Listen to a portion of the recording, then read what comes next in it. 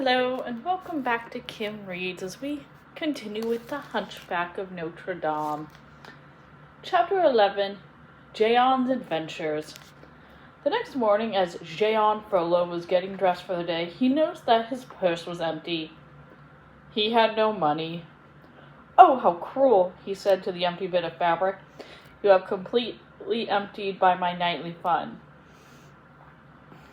Jean pulled his shoes and told himself that he would go see his brother. "He'll give me a lecture," he thought, "but at least I'll get some money." On his way to the church, Jean smelled the tasty bread in the bakeries, but he had no money for breakfast. When he finally arrived at Notre Dame, he couldn't decide whether or not to go inside. He paced inside for a few minutes, thinking, "I do not want to sit through a great speech this morning," he thought as he stepped back and forth in front of the steps. "But I do need those coins." "Have you seen the archdeacon?" he asked a man coming down the church steps. "I believe he's locked himself in the tower," the fellow said as he walked away. Jean took off his cap and walked inside. At last, "I'll get to see that room where my brother locks himself away." Jean was out of breath by the time he made his room at the top of the steps. The key was in the door, and Jean pushed it open. The room was dark. A great armchair and a table sat in the middle of it, surrounded by compasses, animal skeletons, a giant robe, and glass jars filled with all kinds of liquids. Books lay open all over the floor, and there were cobwebs in all the corners. A giant fireplace sat in the corner. Jean noticed it, but it hadn't been lit. A pair of dusty bellows sat beside it. The walls had writings in all kinds of languages on them. The entire room seemed to be falling apart. Claude Frollo was sitting in the armchair, leaning over a large book with pictures. His back was to the door, and he didn't hear it open. He also talked to himself. Jean didn't want to interrupt, but he did want money. "My brother is crazy," he thought. Then, realizing they had seen things he probably wasn't meant to see, Jean stepped back, closed the door quietly, and knocked loudly. Come in, Sir Robert. I have been waiting for you." Jean pushed the door open and boldly entered the room. "Jean!" the archdeacon cried. "Is it you?" "Yes," he tried to smile. Claude Frollo looked angry for a moment, then said, "What are you doing here?" Jean began. "I came to ask for some coins." Claude Frollo's face turned red, and for some good advice, for I am in need of both. "I've heard talk of your bad behavior all over Paris," Claude Frollo said. "Why do you need coins?" "For charity," Jean answered. "We've given enough to charity here, from the church. What more noble causes could you be giving money to?" Jean started. "To the South woman who lives in the rat hole." "And how are your studies? Aristotle? Horace?" Claude Frollo asked, changing the subject. "My books are lost and stolen. Jean, I am very upset with you." "So not even a few coins to buy some bread?" He who does not work does not eat." Jean leaned over and sobbed. Then he stuck up one hand in the air and recited a long, detailed speech in Greek. "Now, what is that?" Claude Frollo asked. "It's Aeschylus. It's about expressing one's grief over life." Claude Frollo laughed. "That was very good, but I'm still not giving you any coins." "Not even for new shoes? See how my soles stick out like tongues?"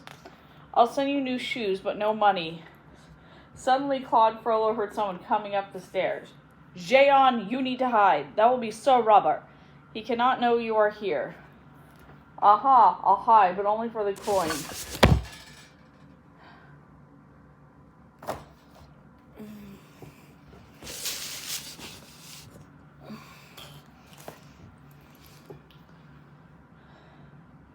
Fine, just get in the closet," Claude Frollo said as he handed his brother the money. Jean hid, but he could still see and hear what was going on. After saying goodbye to each other, Sir Robert and Claude Frollo spoke quietly for a moment. Finally, the mayor said, "Shall I instruct the guard to arrest the gypsy witch for casting a spell so you can bring her here to the church?" "No, not yet," Claude Frollo said. "I will tell you when." In the meantime, Jean found a hard crust of bread in the closet. Sir Robert heard a loud crunch and said, "What on earth was that?" Claude Frollo looked over and said, "Oh, it must be my cat. She has probably found a mouse." He got up from the chair. "Why don't we walk around Notre Dame, exploring the walls again?" The two of them left the room, which made Jean quite happy, as his legs had fallen asleep by this point. "Ouch! Oh, ouch!" he cried as he crawled out of the closet. He took his purse and was very pleased to hear it rattle. Though he dusted himself off and took one more look around the room. Certainly was a strange place. On his way out, Jean saw his brother and the mayor examining one of the sculptures on the side of the church, talking about science and history. "What is that to me? I've got my coins." "Ah, fresh air of Paris." Jean took a deep breath and stamped his feet. "Oh, good sidewalk. I'm glad to be standing here instead of crouching in that closet." Suddenly, Jean heard someone shouting from behind him. "That sounds like Captain Phoebus," he said. Jean turned to see the captain standing there. The archdeacon had heard his brother say Phoebus's name and looked over to see Jean shake the tall officer's hand. That was the name Pierre had said to him. "This is the man Esmeralda loves. He is my sworn enemy," Claude Frollo thought. "Phoebus," Jean said, "why are you yelling?" "Oh, I've spent another morning with Fleur-de-Lis and her friends. It always makes me yell." "Come on," Jean said. "Let's go to the Rose and Crown for lunch." "But I don't have any money." Jean tapped his purse. "I have." "Where did you get that?" Phoebus asked as Jean jingled his purse between them. "Ah, for my brother, the idiot archdeacon." "Well then," Phoebus smiled, "let's go spend the money." The archdeacon made excuses to Sir Robert and followed Phoebus and his brother. In the distance, the men heard the faint sound of a tambourine. "Blood and thunder!" Phoebus shouted. "Let's go faster." "Why?" Jean asked. "I don't want to see that gypsy girl." "The one with the goat?" "The very same. I convinced her to meet me tonight, and I don't want to see her before then." Phoebus, Jean broke into a wide grin. "I've almost got her convinced that I actually do love her. If she sees me now, she'll think I'm following her. Then I will never be able to get rid of her."